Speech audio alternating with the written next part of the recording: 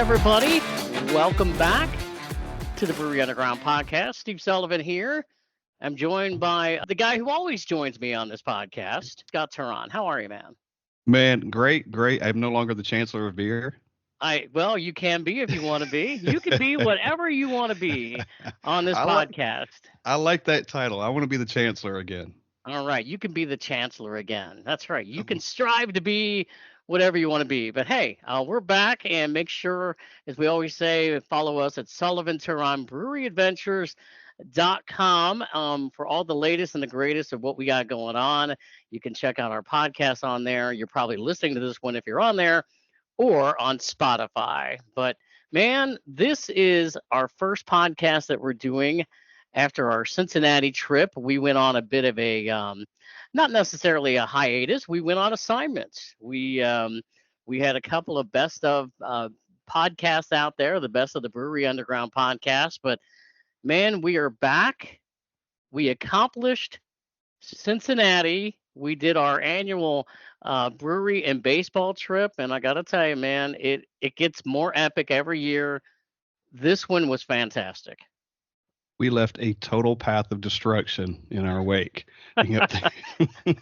We went every day. I mean, from the minute we got there to the minute we left, there was always something going on, and we were always somewhere. So it's good to be back here. We've got some fun stuff to talk about.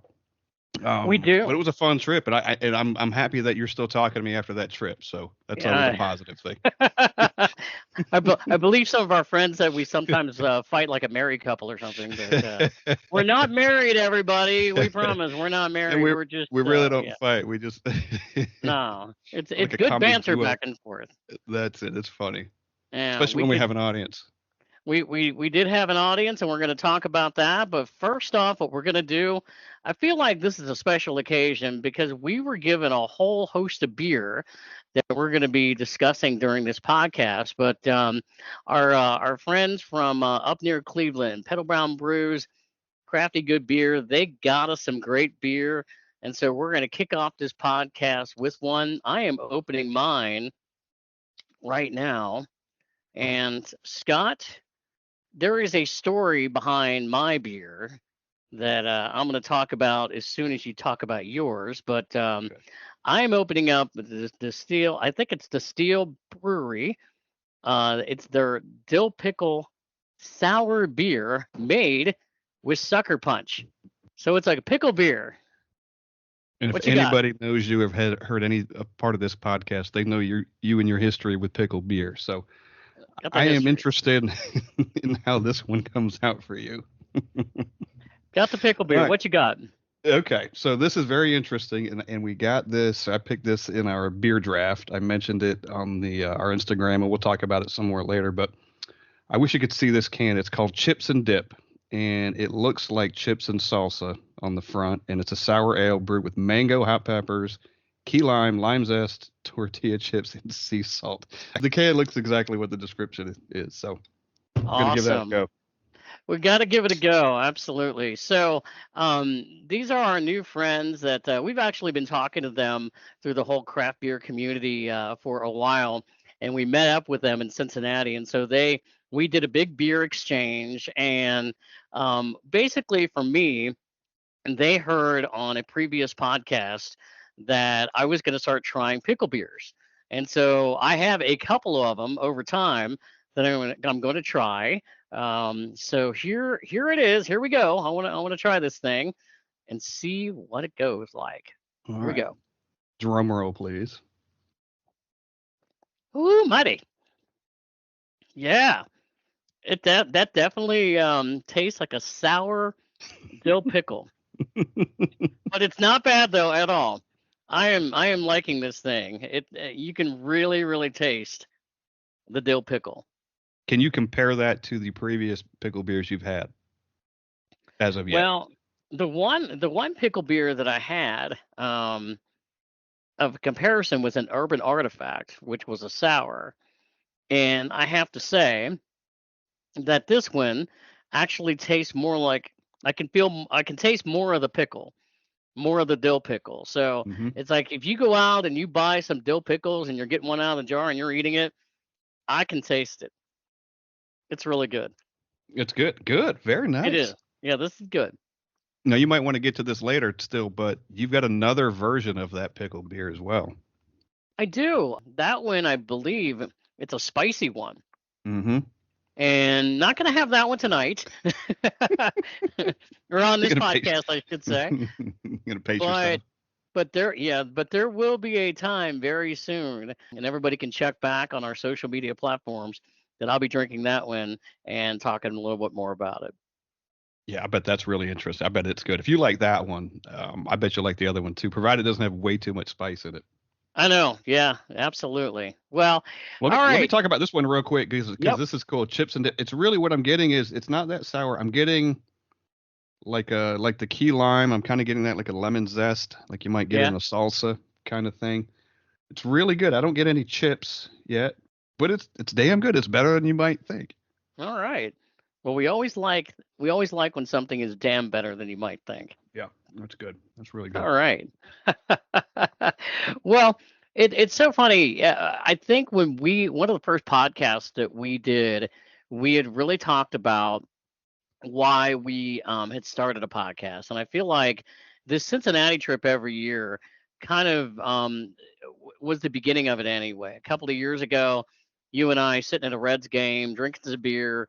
Over the years, this is probably I don't even know how many years we've done this now. It's probably 7 or 8 years that we've gone up there and hit breweries and hit some baseball. And I know one year we were sitting there at a Reds game going, maybe we should start a podcast.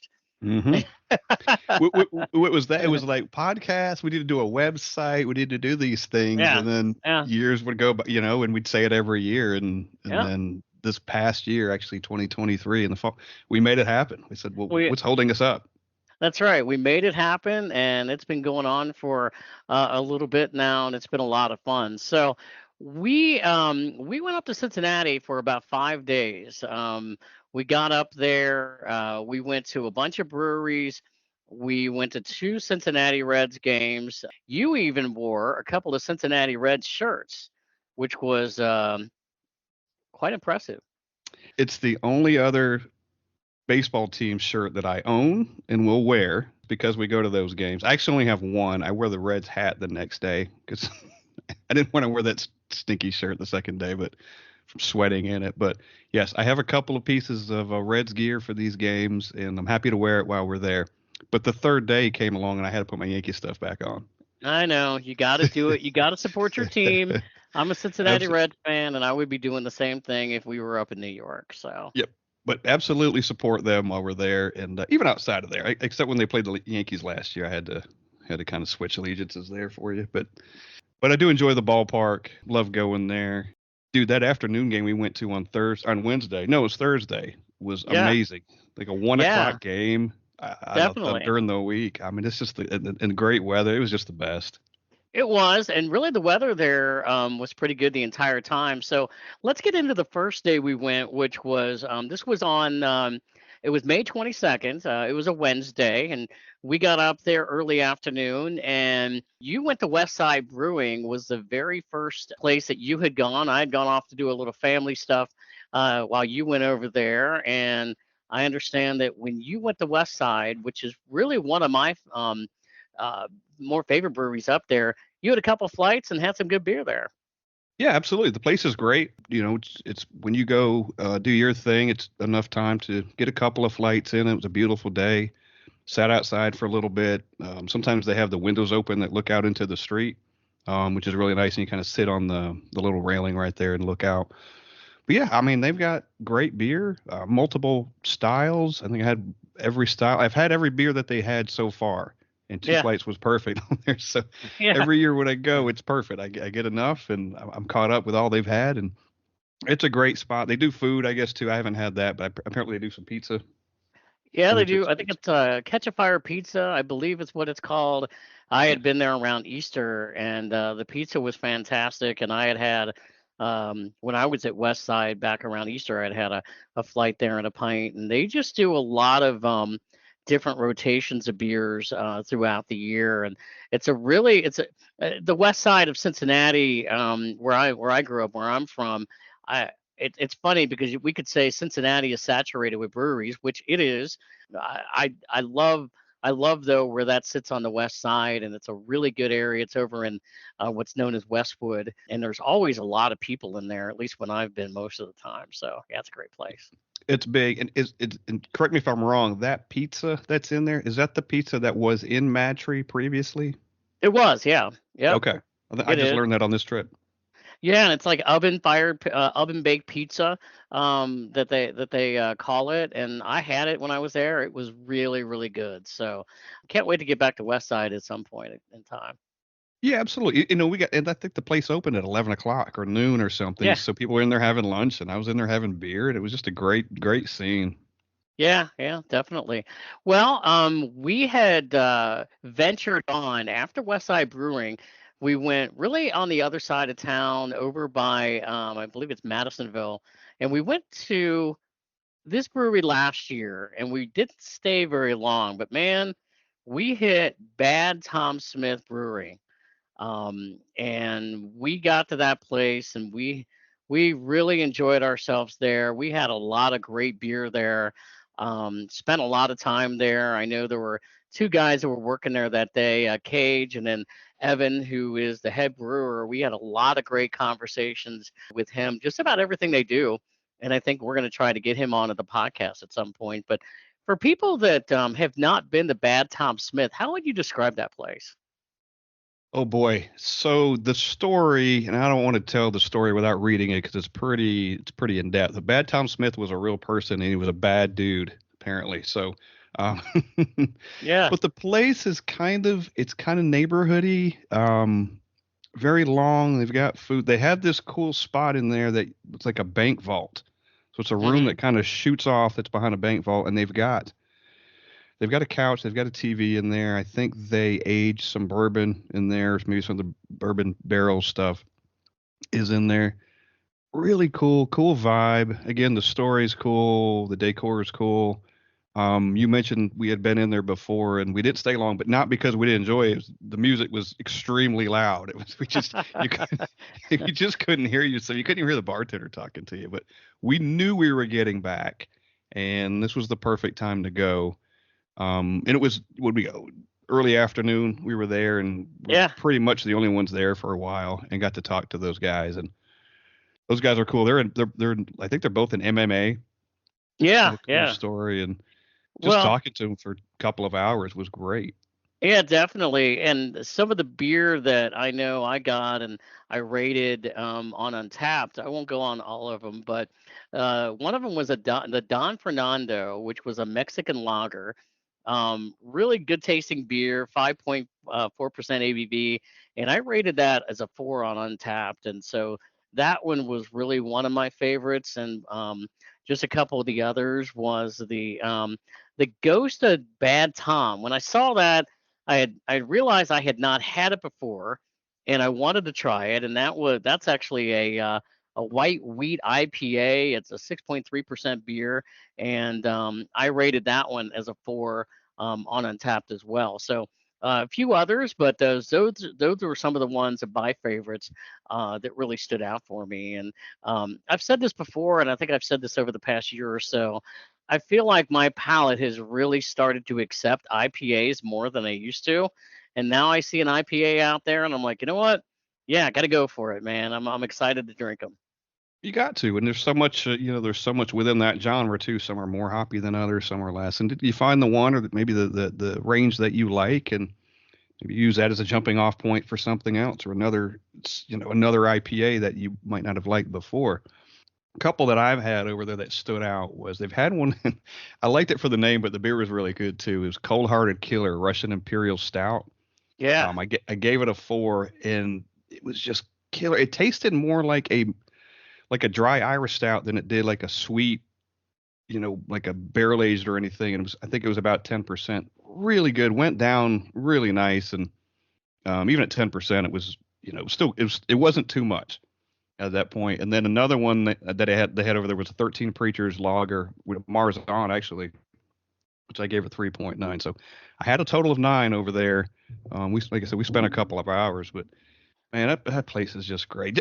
I think we initially went because of the name was so cool. Then now that we've been a Yeah, couple of times, it's always going to be on our list. it is absolutely. And I also had, and this is something we're announcement on our next podcast that we're going to talk about. I had a seltzer there, and we're going to talk Oh about that yeah, on our next podcast. Why Steve would go somewhere and drink a seltzer, but I did, yeah, and we're going to yeah. talk about why on our next podcast. So you got to stay tuned. Yeah, teaser. You may hear the word seltzer and citrus come up a little more often from here on out. Just every once in a while. Just every once in a while. Well, we're gonna that we're is gonna report back. yeah, that is Bad Tom Smith. And the good thing is we were where we stayed. We were actually in sort of that whole area, and then we ventured over to Norwood, and Norwood is just north of Cincinnati for people that are not exactly familiar. But there's a place in Norwood. It's called Factory 52, and they have a whole lot of different restaurants in there. They have two breweries in there. Last year when we went, Highwire had opened, and we'll talk about them in a moment. But we got there, and Fretboard, which has about four locations up in the Cincinnati area, they are open now. I love the outside of their building because it's an older, as they say, it's Factory 52. It's an older building that was used for many other things way back when. I'm not exactly sure, but it's like an old warehouse, and they got their logo on it, and it was really cool. So we went over there and had a couple of beers from Fretboard. But there was something else I did because it was around dinner time. So I was like, there's a place in here that I read. I went online. I saw that they had perhaps some good food, and it's called Lucius Q Barbecue. And I even did a little research and, a little credibility. Guy Ferrari from the Food Network, he had been there a while back, and he was rating the barbecue. And what I came to find out was it was Lucius Q Cincinnatus was actually how Cincinnati got its name. Now I may not have that exactly right. So for my Cincinnati friends or the historians, if you hear that, you're going, wait a minute, Steve, you're leaving something out, but it's around there. But I got to tell you something. I got a barbecue sandwich there, and I got some mac and cheese there. And I sat there that night and I said, I can't believe I'm saying this, but this is better than the beer I'm drinking. It was a spectacle to watch you eat this sandwich. Well, I mean, we talked about it for 3 days. With every bite you took, it got better and better for you. And you said, you can't believe how good this sandwich is. Just, and you know what? We are in Nashville, and there is great barbecue in Nashville. But I got to tell you, this place rates as good as some of the barbecue I've had in Nashville. I am not kidding. the only reason I didn't go get one because it would be I didn't want it to be a disappointment Yeah. as much as you were raving about it. So you were having a good time with it. You and the sandwich and the macaroni and cheese were just having a Well, food love affair. I guess it was. It was a food love affair, but it was my love affair. And so I I remember that enjoyed. barbecue sandwich that night. You won't ever forget that one, I don't I think. won't. I won't. It No. was a pleasure to watch you work, sir. Well, and I see what you did there. But I even said to you, how many years have you known me? Have I ever sat around boasting about food as much as I did that night? Now, yeah, I like the Skyline Chili. And we left out, by the way, when we hit town, we did go to Skyline Chili first. To kick That's true. everything off, we went to a Skyline Chili. So we had to do that. So I had Hmm. I had Skyline Chili and barbecue all in the same day. So Yeah. my arteries are thanking me. What gets better? What could be better than that? I don't know. I don't know. But once we got done with that, Highwire Brewing, man, I knew we had posted some pictures on our Instagram page and on Facebook. The pictures really don't do the whole area justice. Highwire, it's two floors, and there's a big pavilion that you can go and sit up on the deck and then look down, and there's like a whole big pavilion area. Unfortunately, that night, it was later in the day. There were some thunderstorms that had rolled in, so we just sat underneath on the first floor and watched the thunderstorms roll in. We couldn't get up on the rooftop that night. But I know that night I had gotten it was a high wire. It was the mountain wheat beer, and I pretty much like that too. So I know you also had a few beers there. Yeah, well, the great thing about Highwire and even Fretboard is, and why we chose those locations that time of day is those two are right next to each other. So we walked from Fretboard right over to Highwire. It's right in the same complex, and both were close proximity to our Airbnb. So we kind of ended there. But Yeah. yeah, place is great. Like the Highwire here, there's 24 taps, I believe. You're going to find something new every time you go in there, and we cleaned up pretty good. It was a shame we couldn't go on the rooftop that night, but we still got to sit outside, We even did. as the rain was coming. And that whole area, the Warehouse 52 you're talking about, it didn't exist a year ago. Highwire was there, but as Right. we were there last time, they were still building that out and all that was going in. So we came back this time and completely build out that warehouse. Is like a I guess you'd call it some kind of food hall. Everything's under Yep. one roof, and I think somebody told us 13 or 14 different restaurants in there, including, like you said, Fretboard. Cool thing. I mean, it was bustling in there, and they actually had good parking at the end. We found they had a lot. This was street parking, but they had a lot down there at the end, which was fine. And you just walk through all that. It's a great little setup there, and again, close to our Airbnb, which worked out perfectly because we were like a mile from there. Yeah, So yeah, definitely. And it's always great to get up there. And like I said, I think for people, whether you live in the area or you're coming into the area and you've not been, I would pencil that in if you've got time in that whole area because I think you would enjoy it. So yeah, that because you was can our bang a lot out at once. yeah, Yeah, yeah. and then real quick, when we got, because it closed at 10 that night, and it was our first night, so we weren't quite done yet. So we had a little Sazerac rye when we got back to the Airbnb and kept it going for a while, Yeah, yeah, just to end the definitely. And day. that a good ending to the day. That was really good too. So that was our Wednesday, and then on Thursday, which was right before Memorial Day weekend, May 23rd. I'd never been to the Taste of Belgium, so we ate breakfast there down, and it's called the Banks, and we hit breakfast there real quick, and then we were pre-gaming for a Reds game, which started in the early afternoon. So we went to one of our favorite places. We only made it there once this trip. We usually try to get there a couple times. Yard House, man. I freaking love Yard House. I know you do too. I didn't have the cheese curds this time, maybe because I had so much other stuff during this trip. I probably didn't need them, but love me some Yard House. Well, first of all, the cheese curds would have been a disappointment to that barbecue sandwich, but but we had just eaten breakfast and walked right over to the Yard House, and That's that right. Yard House in Taste of Belgium, they're right there by the ballpark. Literally, just kind of walk maybe a block, and you're right there. It's all kind of the same complex, and streets are closed off. It's the perfect proximity for pre-gaming and post-gaming too, which we've done that before. We didn't do that this time, but yeah, man, I bet they had, I don't know how many beers they have on tap, 50, 60, Yeah. maybe more, and always something new. Yeah, I've seen more and more of the stuff with their name on it in there too.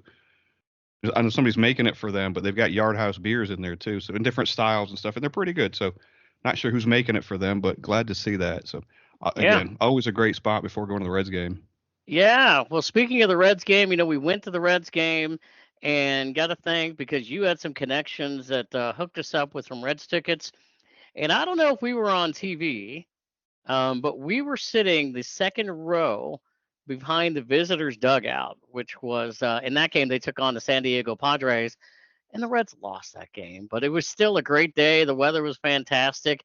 We had a couple of beers there. In fact, one of the beers that we ended up having there was Bad Tom Smith has some beer at the ballpark. Yep, the guys told us that they had a little kiosk over there. Yeah, we went over and saw them, and they actually had a new one over there that we hadn't had. Cool little spot over there, and it's hopefully they're there for a long time. Game was great. Seats were great. We got extra innings, which we always seem to do. I don't know, Yeah. 3 out of 4 times we go, we always get free baseball. sometimes, sometimes the weather's nice. Sometimes it's really cold, and you don't like those so much. But that day was great. Other than the loss, I got to talk to Manny Machado a few times, or at least Yeah, I was doing the talking.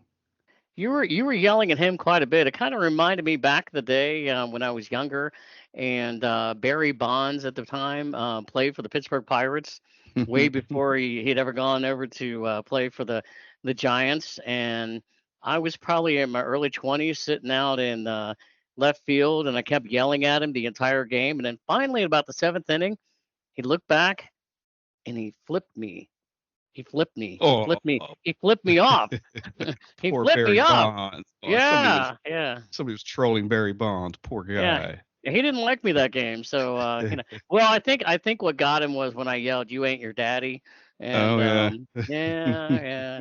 I don't even know why I was doing that the whole game. I was just, it was fun, but Same reason I was trolling Machado. He was just right there. yeah, yeah, definitely. Well, the other thing about Great American Ballpark, I will tell people that if you've not been, and if you do go to a Reds game up there, whether you want to go root for my team, the Reds, or just go for another game, they do have a great selection of craft beer at the Reds game. I know we walked in, and right away we saw that 50 West has a stand there set up. At the Reds game as well. So there's a lot of different craft beer options at Great American Ballpark if you go there.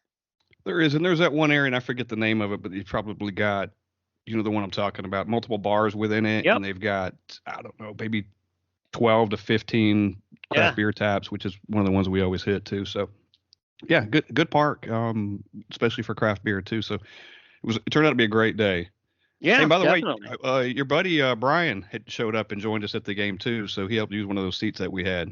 He did, and we appreciate him coming on out there. Mm-hmm. Well, one of our goals of this trip was to try to hit as many new breweries as possible because we always try to do that.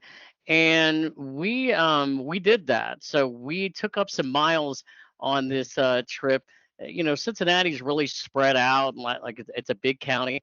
And my cousin Kevin Sullivan, he lives over in like the Anderson Township area for people that are familiar with that on the east side of town. And we took an Uber ride from the ballpark after it was over to go to his house. We had a couple of beers there, and then we went to a brewery that I had only heard about, had never been, but he had been to a lot over there. It's called Mount Carmel Brewing. And I got to tell you, we pulled in there. It was a Thursday night. I think we pulled in there probably about 6 o'clock or so, and the place was absolutely packed. Yeah, we had to wait for a table, but we were able to get a beer at the bar and kind of hang out outside. And this is why you go to breweries, because it's another unique one. Very much so. So you go out to get this beautiful campus. They had a pond out there. You could sit around. People just kind of out there drinking beer. Again, beautiful day. And we hung out there. And we didn't care how long the table took. We had beer to drink, and it didn't take that long. And Yeah, then we got a table. how many breweries can you go to where you can sit out by a pond? And I wonder if there was any fish in there. And you told me maybe to jump in and find out, but I didn't do that. I'm pretty sure I did. But it was beautiful, and you could walk all the way around. It was kind of concreted around it, so it wasn't like, in the middle of a swamp, but it's just beautiful, just laid out, and it's just a place you want to be and hang out. And I'm envious of Kevin being that close to that place where he can go anytime he wants to. Yeah, great place to go chill, and really a great. I mean, I know you and I, or at least I did, had a great burger out there and fries. And Yep. I know one of the beers that I had out there was the hibiscus blueberry blonde ale, and that was really good. So glad that I was able to get out to Mount Carmel. What a great brewery that was. Oh, it really was. And until you go, unless you've seen pictures, but you got to be there to experience it for how good it is. The couple that I had, so every time I see a black IPA on the Yeah. menu, I've got to get it. And they had one. They just called it black IPA. And then they had another version of it called Creeper. And it's spelled Creaper. What is this? A Carolina Reaper Yeah. mash within it, which was really good. It had some spice on the back end. It wasn't overpowering, but it was definitely there. And of course, with the Carolina Reaper, you don't need, a little bit goes a long way. Yeah. Fantastic. We had the best time. Kevin treated us. To it. It was a great experience. And, I've never hung out with Kevin like that before. Yeah. I've met him and we've seen him at the ballpark and stuff. And, we were at his house for a couple of beers before that. And he it was nice enough to drive us over there, and just wonderful, man. Yeah, yeah, and I think it's interesting because as I mentioned earlier, there's so many breweries up there, but there a lot of them are spread out. And I think from Great American Ballpark at least, and Mount Carmel is probably about 16, 17 miles away. So, people are up there, and depending on where you want to go and how far you want to travel and stuff like that, it's definitely worth it. But just know that it may take a little bit while to get there, depending on where you are. But we were over on that side of town, and it was getting a little later in the evening, and we both wanted to hit. There was another brewery that so the first time I had heard of this particular place was about a year ago, and then when our friends Keith and Coop met up with us from the whole craft beer community earlier this year, and we were sitting outside talking to them really about different breweries that they've been to because they go to all sorts across the country. And when I mentioned Cincinnati, right away they brought up Street Side Brewing. And again, that's more on the east side of Cincinnati. But man, we went to Street Side Brewing. I think we got there about an hour before they were set to close. But what a great place! And I know you and I got a couple of flights. I got a flight that the next night at the Reds game with a lot of my relatives, they kept asking me about because I posted something on Instagram and Facebook about it, and one of my flights, you may have saw it. It was blue. This beer was Very blue. it was very blue, and I can't ever remember seeing a beer that looked like that before. And so basically, this was it's called Blue Monday. Go figure. It's a sour smoothie pastry. It was 4.5%. Now I didn't give it the greatest rating in the world, 3.50 on tap. But I gotta tell you, you still gotta love it. When you see those type of beers and you just go, like, I gotta have this, man. I gotta have this. Had a couple Yeah, of them over there. The other one that kind of stood out for me was for street side was who's a good beer. It's a pale ale, and also the brown ale that they have with the black cats. But I want to get back to street side at some point. I've heard other people talk about how great of a place that was, and it certainly lives up to its billing. yeah, it's when we go back to, like you said, we didn't have enough time there, but we had a good time there. We did sit outside again. I'm going to keep saying beautiful night because we Yeah. expected rain every single day, and every day turned about be just about perfect. Really unique stuff. I had a pale ale, an IPA, a brown ale called Black Cats, but the one that stood out the most is called Crumble. Oh heck yes, and it's a sour Berliner Weiss, and I think it was like a crumble, like a blueberry crumble cake or something. I How can did that still, go? Because I probably should have gotten that, and now I'm kicking myself for not. it's pretty good. Cinnamon in a beer can go very badly, or it can be if it's just done just right. And this one was done just right. You could just pick up a hint of it. Matter of fact, I've got another one to talk about later that's got cinnamon in it. And it's going to have a completely different opinion about it. I But know what that one is. not from street side, but yeah, it was really cool. In beers like that, that's what a flight is made for. You could try it. You really like it, get a pint. If not, you're just out 4 ounces or Yeah, whatever it is. So yeah, again, Kevin joined us there. He was nice enough to drive us over there too and hung out with us until they closed. Poor guy had to go to work. We kept him yeah, out late, but just wonderful. And it worked out with him living over there and we going to see him and getting in that area. yeah. It'd be hard to otherwise, based on where we were. So I'm glad we made the effort. Glad we got over there. Yeah, definitely. By the way, speaking of beers, I'm still drinking this dill pickle sour beer, and I have to say, the can when you put the can up by your nose, or even like a couple of inches, it's almost like if you were to open up a jar of dill pickles and smell it. I mean, it is that reminiscent. So this is Is it really it's just really cool. is it still you still have the same opinion about it after Yeah, several drinks? Yeah. yeah, I like it. I like it. The first sip went down and went, whoa. Yeah. Had to get used to that, but yeah, getting used to it. This is really good. Well, good. I hate the ones that get like progressively worse. Like the first couple of drinks, oh, that's really good, and then it piles on, and you're like, well, it's getting worse as we go. That's right. That's I'll right. say the same thing for this one. I'm still getting the lime, and I'm getting the sea salt with just a Yeah. hint of the pepper. It's really done well. I don't know where the chips are coming in at, but it's done really well. So I would Awesome. recommend it. Awesome, awesome. Well, we're gonna keep going on talking about our trip to Cincinnati Memorial Day weekend on Friday, which was May 24th. We hit a couple of breweries that are probably our favorites in Cincinnati overall. We went up there and there was a Reds game we were gonna go to that night, but man, we started out at Braxton Brewery. We hit the Oh, rooftop in Covington. God bless America is all I got to say, man. this is not, of course we hit there early. They opened at 11. I think we were there at 11:10. Yeah.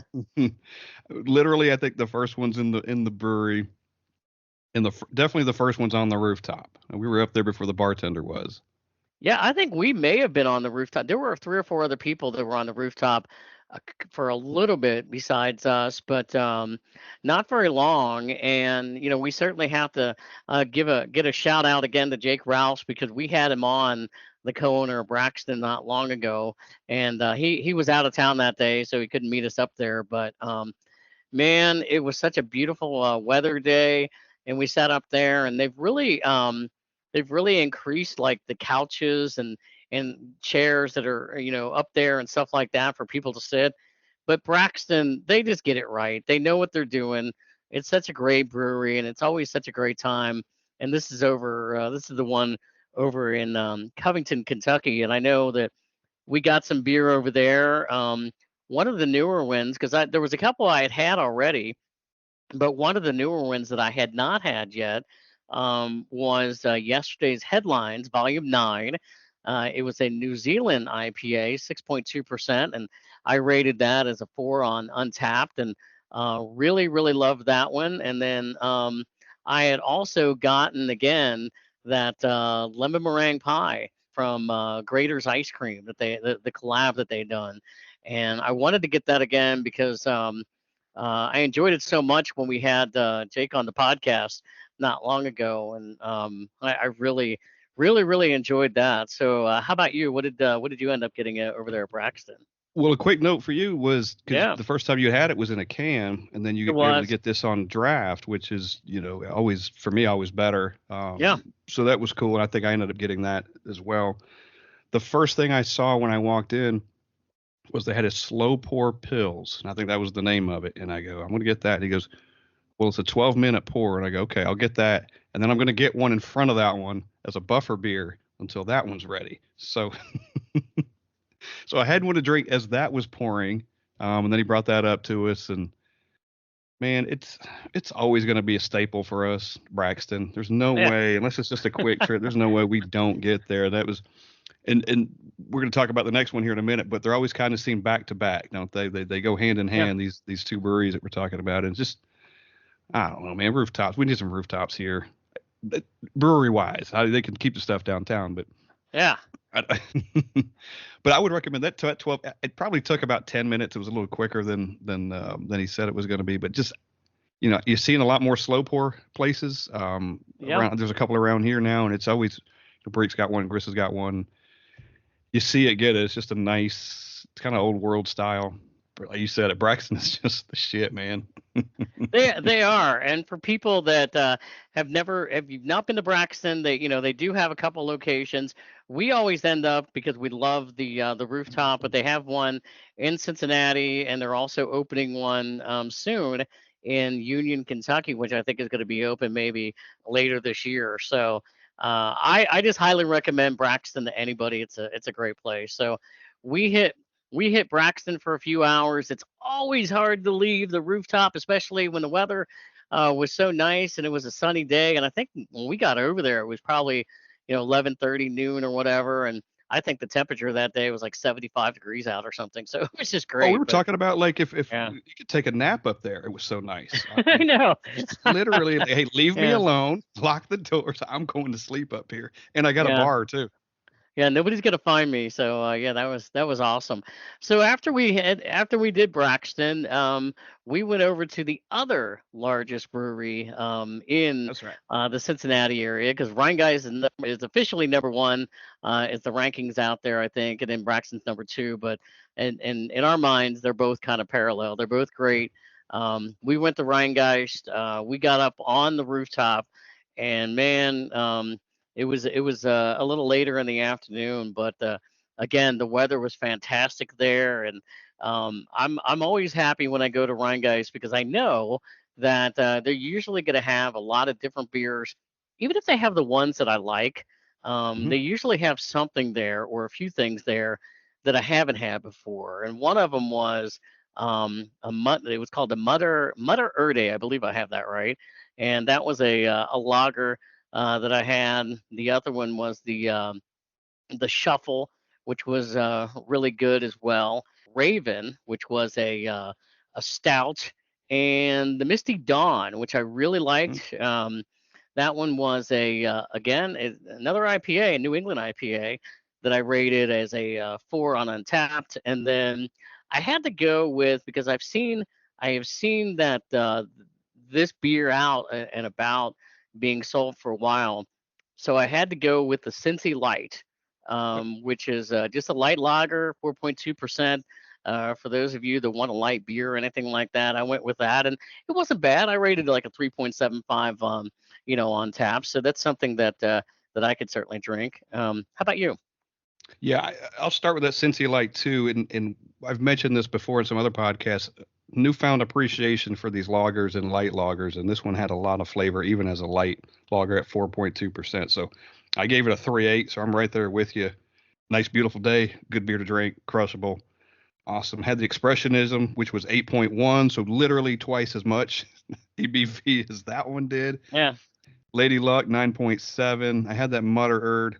One that stood out for me though, I went and got the Nitro Raven. We had the Raven. Went and got the Nitro Raven, Yeah. which is a stout, but it's the Nitro version of it, and it was kind of nice and fluffy and kind of like nitros are, and really good. And as we're drinking these, and we had texted or we had emailed our friend Chris Shields, who we had on the podcast, and we saw him upstairs, and he came in and he sat down with us and talked to us for about an hour and bought us a round of beers, and great talking to him again. It was almost like another podcast, but without being recorded. We just had a good time and we talked beer, and that guy is full of knowledge. I mean, we just love talking to him.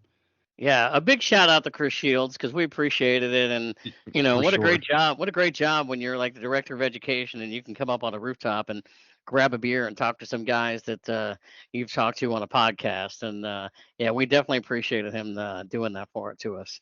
Yeah, for sure. It was a good hang, and not that you weren't enough company, but with Chris being there too, it was just cool. I mean, we were hoping to run into him, and luckily we were able to. We were. We definitely tackled Braxton and Ryan guys that day, and then after that, we realized we looked up at the clock, and it's like it's around 6 o'clock. The game is at 7, and I don't know if we're gonna have time to hit another brewery, but we can certainly go hit the Reds game. But I'm not gonna say we had a delay or anything like that. Um, a lot of times we'll Uber, but you had all the excitement that you could muster in your life, probably even more excited than I had for my barbecue sandwich, because you wanted to take a ride on the Cincinnati streetcar, and so we Reading did. Railroad. No, yes, we took. Well, we almost did it last year, and then Yeah, the Uber pulled up at the same time the train pulled up, so we hopped in the Uber. But the train takes you right down. I call it a trolley. I think it's more of a yeah, little subway thing, but yeah. They call it um, the Cincinnati streetcar, I think, but yeah, and it takes you right down to the ballpark. And I thought, well, it let's does. ride this. It's free. We'll get Yeah, on. It'll take us right down there. Now, it makes several stops along the it way. does. I Yeah. will say this, but you can't beat the price. You can't beat the parking. It takes you right up there to it. It was an experience. Do I need to do it again? No. No, it Um, didn't. It didn't meet your giddy expectations. I mean, look, if all else fails and the Uber hadn't showed up yet and that train's right there, might be worth taking it again. Wouldn't that bad? Would you say 20 minutes probably from there? Yeah, yeah. But it's, pretty straight shot, but a lot of the stops kind of slow it down. But Hey, man, you can't beat the price. I just kind of wonder though what it says about me that I get more excited about food than you do, and you get more excited about a streetcar. I don't know. I don't know. To each his own, I guess. To each his own. Yeah. If you could have had that sandwich on that train ride, you probably would have had a better time. Dang right. Dang right. Yeah. It would have. I could have eaten the sandwich in the amount of time that we got down to the ballpark. That's for sure. That's for sure. And it's kind of like, any subway you've ever taken it. The closer you got to downtown, the more it filled up, right? Every stop you were getting on to go down there. But hey, man, we did it. Don't have to do it again, but we checked that box. Very true. Very true. Well, then we did make our way to the Reds game that night, and I'm going to talk more about the Reds game at the end of this podcast. But we did a big Reds game on that Friday night, May the 24th, and they played the LA Dodgers, and it was kind of a family night for me. Got together with a bunch of cousins and relatives I've not seen for a while, and that was a whole lot of fun. I actually didn't drink too much beer that night. I was more consumed with a lot of conversations. I did eat. I had some cheese conies, some Skyline, then I had a slice of pizza from La Rosa's pizza that night. So I was more hungry than anything else by the time we got to the game. But I was very happy that night that the Reds won. They beat the LA Dodgers. We got to see Shohei Ohtani, who I believe they struck him out at least once or twice. That's right. That's right. There was no gambling going on apparently with him or anything like that. So nope. Yeah. Nope. And it turns out they swept them that weekend too. So we didn't see the other games, but they swept them, which was huge. I'm glad they're paying Ohtani all that money to get swept. Yeah. Yeah. Exactly. It was again weather, great night. Got to see some fireworks after the game. Yeah. Well, yeah, sometimes we'll stay for fireworks and we did that night. And the great seats that we had too is that we were sitting, you can see the Ohio River from that part of the ballpark. So it's really cool when it's a nice night and the weather was great that night and you can see boats going up and down the river as you're watching a game. I mean, really that's a great scenic area as well. So that was a lot of fun. Yeah, beautiful day. Just and to end on a win was, and we didn't have to go to extra innings for a change. We didn't. Yeah. No extra innings. It wasn't getting cold that night or anything like that. So it capped off a good day. But man, we weren't done. We were going to keep going on this trip, and we did. That brought us to Saturday, May 25th, and our mission that day was to go to a bunch of breweries that either we'd been to before or we hadn't been to before. And this particular one, we headed up to Mason, Ohio, up near the Kings Island area for people that are familiar with that area. And we had gone last year to Sonder Brewing. And man, we went back and we sat there most of the afternoon at Sonder drinking some really good beer. And we also met up with some really good friends. Yeah, we had this craft beer community that we're a part of. We're friends with some people out of Cleveland, and Stephen mentioned them earlier. It's Keith, Elizabeth, Pedal Bound Brews, and Crafty Good Beer. They had come down, and they were coming to Cincinnati. So we met up and had some beers with them, and we actually met them at Sonder. They joined us, and we spent the rest of the day kind of hanging out, doing different things, and we'll talk more about some of the other things we did. But man, Sonder is just amazing. And we chose going there first because it was further out, and was like, well, let's drive out there because we had Uber issues last year that far out. But anyway, and then we started out there. We, like you said, stayed several hours. We had literally every beer on the menu. I know I did. So yeah, a great time. And I mentioned cinnamon beer a little while ago, and one of the ones, and this was towards the end, and I don't not finish a lot of beers. I could not finish this one. It was called See Me Rollin'. And it's a golden blonde ale, but it's the See Me Rolling. It's supposed to be like a cinnamon roll. Yep. And I think it was just all cinnamon. I could not finish that beer. It progressively got worse. Well, not for me, because I rated it a 4 on Untappd. A 4? I did. I loved it. I like cinnamon, so maybe that's what a part of it was, but I thought it was a good beer. Oh, gosh, I could still taste it. Hey, something else they had too, and this was right the day after we had been to Braxton. So they had a lemon meringue Yeah. pie beer as well, sour, and we both had it, and it was really good. But Hmm. coming right off the Braxton one with the Grater's ice cream, it was not as good as Braxton's, but it was still a good beer. Again, another one that I rated 4 on Untappd, so I liked it. It was a sour, and they had so last year when I was up there, because as I mentioned, Kings Island Amusement Park is so close by. They always do some collabs, I think, with Kings Island. And last year I had gotten their funnel cake beer, and that was a little that was a little off for me, but that's okay. I expected it. This year I got the Kings Island Blue Ice Cream Ale, and I think Hmm. it may have been you who asked me, now, does Kings Island sell blue ice cream? And I'm like, I honestly don't know. I'm sure they do because they sell a lot of stuff. Now, I didn't give that the most tremendously high rating in the world, about a 3.50, but that's okay. That was me. But some of the other beers that I had at Sonder was the Patio Crusher, which was a 4% Belgian blonde, rated that 4. And yeah, so those were some of the good beers that I had from Sonder Brewing. And again, if you go out there, it's just a wide open area inside the brewery, outside as well. They got a big patio. There were a lot of people out there with their dogs, or even people inside, parents that came in. I think there were like a couple soccer teams, Something, young yeah, girls and kids in there that were kind of hanging out with their parents at Sonder Brewing. So yeah. just a very great place. Well, go back real quick to that Kings Island Blue Ice Cream Ale. Yeah. So I did find out Kings Island did do a blue ice cream at Okay. some point. Somebody told me that. I Yeah. did ask about that, and then so the name Kings Island Blue Ice Cream Ale. What color was the beer, Steve? I believe it was green, It right? was green. Yes, It I was don't know green. why. Yeah. Yeah. I don't know. I don't know why Yeah. it's not green ice cream ale, but anyway, that one stood out for us. Yeah, But just pretty funny that on a flight one night I have it as blue, and the other one I have the night after, it's like, or 2 nights after that, I was like, there's a green beer. It's like, all right, so we're kind of colorful here. So yeah, you were yeah, trying to get all the pretty green funny. beer you could, Yeah, or I guess all definitely, the blue beer you could. definitely. Well, Well, they had again, one more. There's one more I want to yep, talk go about. ahead. They had one called Jeff's Jams, and it's a series they've Yep. got. And this was Volume 7. It was an IPA, but this was another spicy one. And I think they call it spicy.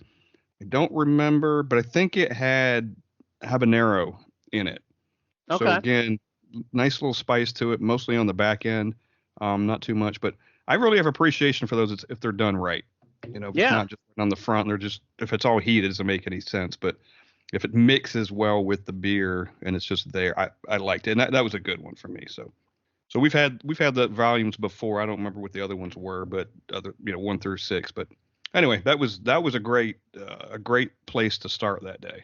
It was, and so we ventured out after that. We ventured down the interstate, down to MPH Brewing, and none of us had been to that brewery before, and we went in and got a couple of beers. And I also know that we had some good pizza in there as well. So Hmm. a shout out to MPH. I thought that was a great place to stop as well. We weren't there tremendously long, but I certainly enjoy going there. Yeah, we did have some food there. I think I had a flight and a pint. They were pretty busy. The poor girl back there was by herself, but Yeah. yeah, we had a good time. Elizabeth and Keith joined us over there too. Just hung out there for a while, and I think we were at that point. We were already kind of talking about where our next stop was going to be. Yeah. Just kind of trying to fill in as many as we could during the day. But yeah, really good place. I had 5. Everything. I mean, I even gave one a 3.9. So they have a good one over there. That Brewing Goals, Yeah. which was a white IPA, which stood out. So yeah, great place. I'd recommend it, and it was close proximity to Sonder, which is probably one of the main reasons we went. Yeah. Yeah. Well, then we ventured back over to towards the Norwood area after that, and we went to a brewery that you and I have been to many times across from Xavier University. That would Hmm. be Listerman Brewing, and man, Listerman really does not disappoint. They do a lot of variety of beers, and they also do, like, you go in there and if you've been there before, maybe even a year from now, or a year ago, there may be some beers that are on the menu that you may get again, or you may remember that you won again. Hmm. So I had some good stuff out there. I had the Father Kyle's Cinnamon Roll Stout, which was a milk sweet stout, and rated that as a 3.75 on Untapped. I remember having a few other great beers out there at Listerman as well. So I think our company also really enjoyed Listerman Brewing that day. I think everything from there was brand new for them. And I know they had at least one flight, maybe a couple. I don't recall, but I know they took some stuff to go based on what they'd had. And I ended up having 3 pints, and the only reason I didn't get a flight there is because I would have had duplicates. I pretty much had everything else, but the ones I had were really good. The favorite, I think my favorite name of the day is By Order of the Peaky Brewers. Yeah, If anybody's a fan of Peaky Blinders, yeah. that kind of well, it's based on that, I guess. But they had a cold IPA and a lager too. Really good stuff. So you and I always liked that place. Seems like they used to do a lot more higher ABV Yeah, stuff. I think they've changed. Yeah. Yeah, maybe that's more because they were coming out with some new stuff. They were barrel aging some stuff, so maybe that's more the bottling at this point. I don't know, but they don't have as many high ABV stuff on the board. But everything's always good. It is. Yeah, definitely. So that was Listerman, and then we went back that night. We took them to back to High Wire that night over in Factory 52, and thank God that night that the weather was nice and we were all able to get up on the rooftop and really enjoy our time up there because man, what a great night that was at High Wire, and all of us came, and our friend Brew McCoy from Nashville, he Our also buddy Armando. yeah, Armando, he joined us as well, and he had already he came to town to get a lot of great pictures and to join us. And man, I had some great beer again at at High Wire, and always really enjoy that place. They have one here in Nashville, and love what I can always get from High Wire Brewing. Yeah, and you said it. We got to get on the rooftop, and I enjoyed it for them that they got to experience the rooftop for the first time. I remember us doing it and being like, "Man, this is fantastic!" And I think they had that same experience, and just sitting out there and drinking beer and BSing and Yeah, just having a good time, getting pictures and all that kind of stuff, and kind of three convergences of social media coming together. Armando's from Nashville, so we've hung out with him a few times, but then a meeting with Elizabeth and Keith and them coming down, and kind of all of us joining forces, so to speak, was really cool. yeah, really was. So that was a great Saturday. It was, I mean, we all just had a great time, especially all of us that came together. Some of us we hadn't met before, and so that was really a fun day. And then the last day of our trip was on that Sunday, May the 26th, and you all ventured out in the morning. I actually didn't get a chance. I was doing some family stuff, but you all went to Rheingeist again downtown. It was another one of our friends from Cincinnati.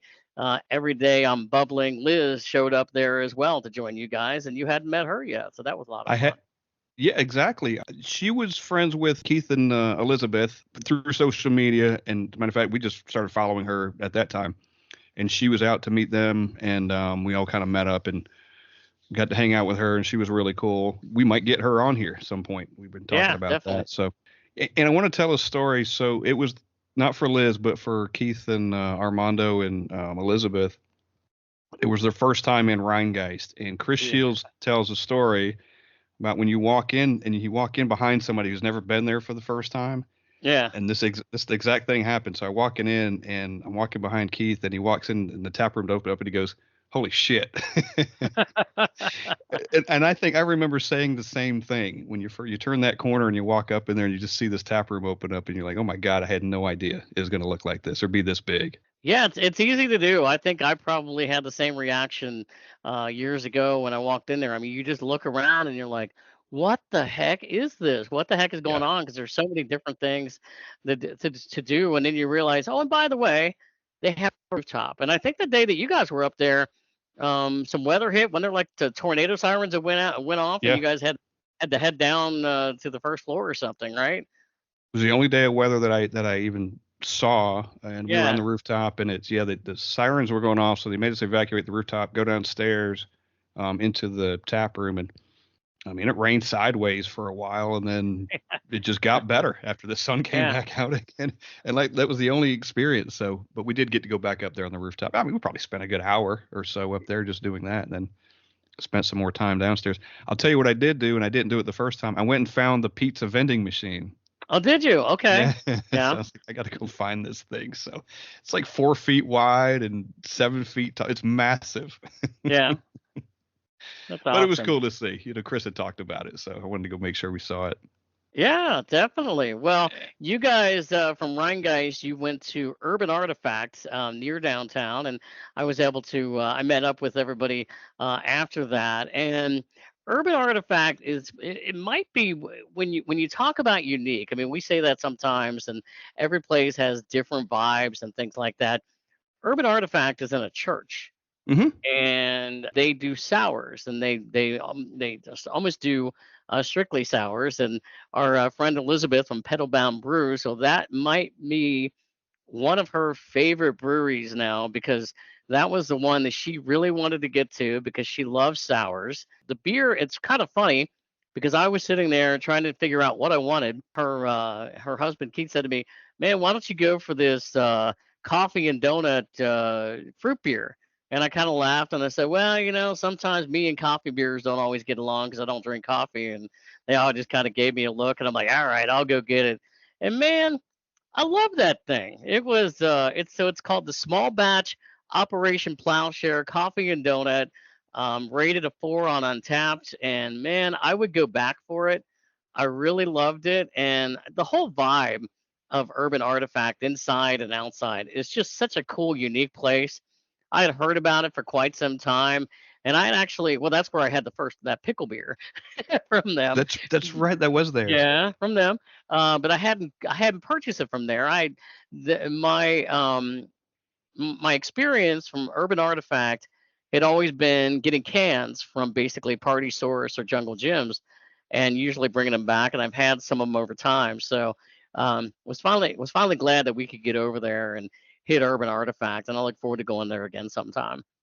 It was really cool. So somebody said before, yeah, it's in the church. So you kind of walk in up to the church, and we'll say, I don't see it. So it's around the side, but it's connected to the church, and it kind of Yeah, goes like underneath it almost, but it goes right yeah, into the side. It's got its own separate entrance, and we were watching people come and go from the church who were getting married. There's a wedding going on or something. I mean, we were right in it. Really cool spot. They had which I guess is, I walked in there and they had what urban radio they were calling it. That little room they had that looked like a confessional, and you open the yeah. doors and it opened up into this space and had some kind of stage in there, and there was a guy in there putting together like a radio show Mhm. in there, but you could walk in there. So that was a neat kind of thing. And something else, and I don't know if you saw this there, but we'd seen it around the city. There was a festival going on called Missing Link.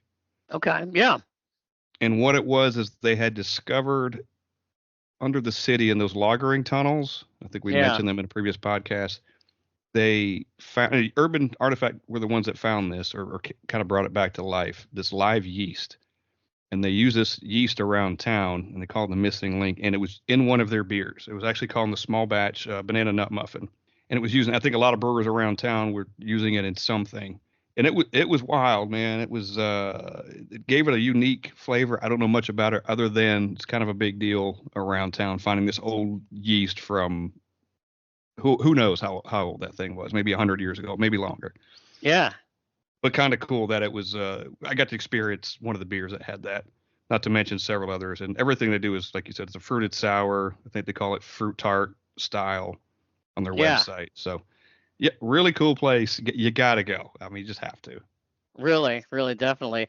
And so the other brewery we went to after Urban Artifact was right across the street. I Hmm. had never been before. In fact, I had never even had any of their beers. None of us had been there. Well, I think Liz may have been there from Cincinnati. But the only recommendation I'd ever heard was from my cousin Kevin, who had been over there. And I'll always take his recommendations. Humble Monk. It's my understanding that they are closing sometime in June, but keep searching back for them because I think they're going to be opening in another location up there. But what a great place. I had their stout Irish dry or Irish dry stout, and I really loved it.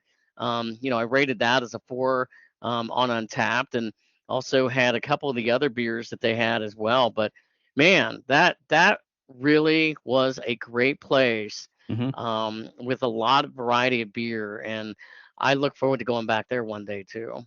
Yeah, do hope they have a location or we'll get one soon. I'm glad we got to go while they were still there. Hopefully they found the building. I didn't confirm if they Yeah. did or didn't, but it sounded like they were close to one if they didn't have one. But yeah, I'm with you. I had the dry Irish stout. I think I had a flight over there. We didn't stay real long. I think we stayed just long enough for a flight and kind of we're off to somewhere else. But great place. Again, can't beat the proximity to Urban Artifact. It was literally across the street. That's right. That's Matter of fact, right. we Two parked for there. one. Yeah, so yeah, great spot. Another one that we hadn't been to before, brand new to us, and we always every time we take these trips, we got to get a few of those new ones in there. And we do. Yeah, definitely. Hmm. Well, we were sitting there at Humble Monk, and everybody started talking about where we're going to go get some food, and there were a couple. I think Armando and Keith were saying, what they wanted a burger, and that I don't know if they necessarily asked me if I knew of the right place, but I'm like, Right. I got a place. And by the way, yeah, there was Yeah, a theme all day about them wanting burgers all day. Want a burger? What burger? Burger? Burger? So yeah. yeah. But I told him, I said, I got a place. And I was the only one that had been there. And I'm glad that we got there, that everybody loved it. And that was 16 lots, which on a previous podcast you've heard me talk about. We were going to get them on the podcast a while back. It didn't happen. We're talking to them again about doing that. But 16 lots on Newport on the Levee. What a fantastic location. I know I had the burger there and had a beer there that night. And then we all just sat out even after they closed. We were sitting there just, chatting it up, having a great time, telling stories. And you can see the Ohio River on the Kentucky side, or you can see the Ohio River on the Kentucky side. And you can see the skyline of, Cincinnati. I mean, I don't know from a picturesque standpoint in Cincinnati, if you're at a brewery at night, if it gets any better than that. Maybe there is, but man, it's fantastic over there. It's another one that the words don't do it justice. I mean, it's if anybody knows what's that, the Purple People Bridge. Yeah. It's Yep. right at the end of that. Yep. You're right on the river. Like you said, we sat outside, and then when they closed up, we sat on chairs, overlooking the river. I mean, just turned around and kind of was right there. Beautiful. I mean, the skyline is there, the river's there. Very photogenic, picturesque, like you said. Armando was out there cleaning up because he's really good at at those pictures and stuff for his social media. So he was cleaning up out there, and it was just a beautiful time. I don't know that we wanted to leave. It was just so nice out there. Yeah, I we were. guess we eventually just ran out of beer, I think. Well, that, and I think it started raining that night, and everybody just picked up and said, "All right, it's time to go." But we had a great time, and the funny thing is, I had posted a picture the other day of the Cincinnati skyline, and Armando, I think he said, "Well, you took a better picture than I did," and I'm like, "Well, you know what? I'll take that as a compliment because you are definitely the picture guy." So yeah, Yeah, that was a lot of fun. But yeah, a yeah, great trip with a lot of great friends.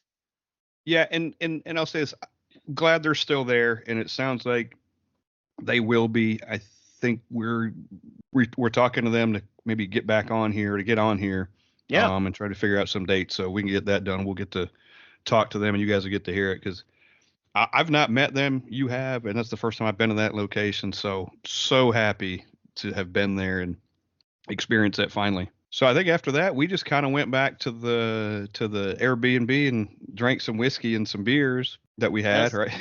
And then Yep, we that kind of was just about shut it. it down. Kind of cap off the night. Yep. Yeah. Well, and then I guess from that point, if you want to get into it, we can talk about this beer draft we did. We did. We did a beer draft at the Airbnb that night. Yep. It was probably the only beer draft that was going on in Cincinnati that night. I think so. I think we may have started something here. Well, it made sense because they brought down a bunch for us, and I didn't. There's a picture I could probably count them all. It had to be 40 plus beers, Yeah. right? And we had brought some up for them, and so between you and Armando and Armando had brought some for them too, so they had a bunch, and so we took the stuff that they had brought, this 40 plus, and we just put them in the middle of the counter, and aside from the 3 pickle beers that we pulled out to make sure you got, Yes. the rest were up for grabs. So, and then we just alternated. I think you went, and then Armando went, and then I went, and we just alternated what we wanted, just like a draft. Yeah, Elizabeth made me feel really special bringing me pickle beers, just specifically Mm-hmm. for me. So I appreciated that. Thank you very much. Just gonna make sure you got some. Dang right, and I'm enjoying it. So, how many did you walk away with? Did you take a final count? I didn't count exactly how many I got, and I should have. It has to be about 20 or so at least Yeah, sitting yeah. in my refrigerator. I realized that the other day after I put them in there, I'm like, I should probably have counted those, and I haven't yet. So check back on another podcast, and I'll report back on how many I got. Well, I brought back 13. I think, thinking back, I drank 1 or 2 after I Yeah. drafted them. I think I got 1 or 2 cold. One of them was this chips and dip one I'm drinking. I got a rainbow sherbet one. I drank one yesterday that was it was the Old Bay Summer Ale, like the Old Bay seasoning Yeah.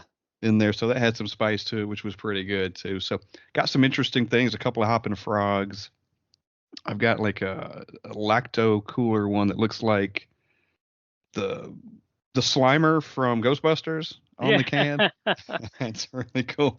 I got a new Ryan Geisler Scott. Yes, I cleaned up pretty good on the different I, different I, styles and stuff. I'm excited to try all the different beers that I was given from different parts of the country, and that's what the beer community is about. So certainly great with that.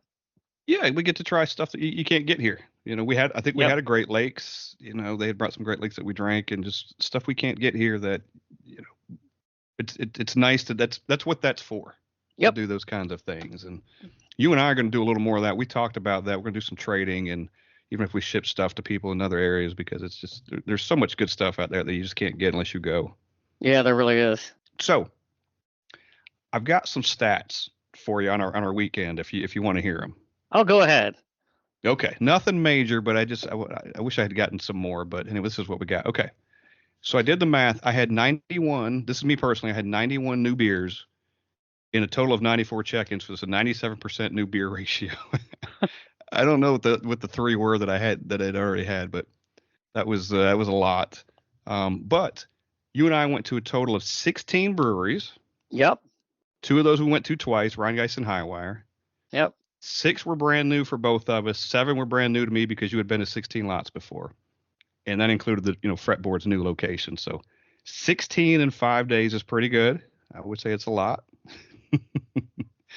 We went to 2 baseball games. We went to a yard house. We drank a bottle of Sazerac rye. That literally, I had the last of it last night. There was 1 pour left. That's what we brought back. We came and we conquered. We conquered. There was nothing safe in our path. Also, I went and did the stats for all of the places we've been to together, just as a whole. Yeah. So you and I have been to 82 total unique breweries. That's not counting, going to some twice. That's 82 total unique ones in 14 cities within 3 different states. So 47% of the breweries we visited were in the Nashville area. 39% were in Cincinnati, which is a pretty good ratio considering it's 4.5 hours away. That's very true. Yep. So that's not 100% between if you do the math there, I know, but we had a few things like Louisville and some other outliers I didn't count in that. So anyway, I just thought there were interesting little facts that, we like stats. We're baseball guys. So one more thing, you're going to end this on something, but there's something else. There's a question I wanted to ask you. Sure, definitely. And this came up over the weekend, and you had mentioned it kind of before, and I think it really came to fruition for you. And don't let me speak for you, but I think it did. So your thoughts on this beer community when we started, versus kind of where your thoughts are now. It's bigger, it's more outreaching, it's more gracious than I ever thought about, anticipated, expected. When we first started this podcast, I was like, we'll do a podcast and we'll talk about breweries and things that we'll do. I never, because I guess I didn't understand necessarily. Social media is out there. I mean, we all have, whether it's Facebook or Instagram or whatever, and we keep in touch with people. But I really honestly did not truly know that the beer community was this large, and the outpouring of people that just want to reach out to you, and you're like, who are you? And then all Hmm. of a sudden you realize that everybody has this thing in common, and I loved it. Like I know I said a few minutes ago, some of the folks that we met up with this weekend, it's almost like, have we known each other for all our lives, or Hmm. a long time ago or something? Because it was really great to meet really good people that have a lot in common, and that generally care about you, and generally care about the fact that we all want to be a part of this. So that's my thoughts on the beer community, and I really have embraced it, and I will continue to. Yeah, it's wonderful, right? We all have this thing in common, and the sharing is ridiculous. I mean, it's nuts how generous people are, and one of the first people that ever reached out to us was Keith and Coop Yeah, out of Delaware, of yeah, all places, and they said we heard the podcast, I know. and you're doing a great job. How the hell did you hear the podcast from Delaware? And it's this word of mouth. It's this community. And again, if we do some of this beer trading too, we're going to meet some more. Yeah, I think we will, and certainly look forward to it. So there's something I'm going to end the podcast on today. We always try to keep things light here, and I'm going to try to keep this as light as possible, but it's something near and dear to me. So as you and I mentioned, we had gone to a couple of Reds games, and there was the Friday night game that we went to. This is something that been a part of for 10 years, me personally. Gotta thank a lot of my cousins that showed up at the game on that Friday night, because we had gathered for an anniversary involving my brother Mike, who had passed away 10 years ago this past March. When he passed away of a heart attack. And at the time, I mean, anybody that's ever lost anybody so suddenly like that, it's tough. And we have done a gathering in his name for 10 years now. And we did it on that Friday night. It's called the Mike Sullivan Safe at Home Gathering. So my cousin Kevin is the ringleader of all this, and he always gets the tickets for the game. He gets my brother's name up on the jumbotron, and we really always have a good time. And so we had about 26 people there this year. Want to personally thank all my friends and family that came out this year, and look forward that we are definitely going to do it again in the future. So there you go. Wonderful. And I just like to say I appreciate you allowing me to be a part of that every year. Yeah, definitely, definitely. So, well, we're gonna wrap things up on this podcast, because we've been here for a while talking about our brewery trip, but we will be back again with another podcast real soon. And for Scott Touron, I'm Steve Sullivan, and this has been the Brewery Underground Podcast. Cheers.